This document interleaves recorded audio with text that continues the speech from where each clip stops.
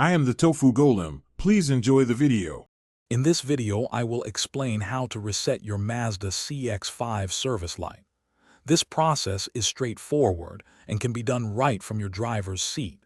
We'll go through each step, ensuring you can clear that reminder without a trip to the dealership. It's a quick task that takes just a few moments of your time.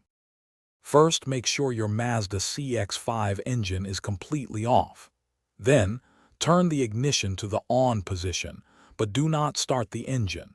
You should see your infotainment display light up. This prepares the system for us to access the maintenance settings. It's a crucial first step before diving into the menus. Now, using your commander knob, navigate to Applications on the infotainment screen and select it. From there, rotate the knob to find Maintenance and press to enter.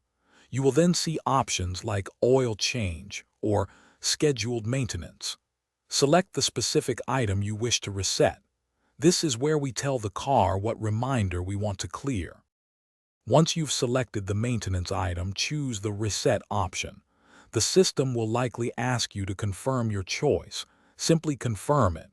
After the reset is complete, turn off your vehicle's ignition.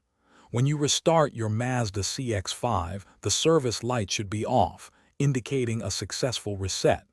You've done it. Thanks for watching. Consider subscribing if we helped you today.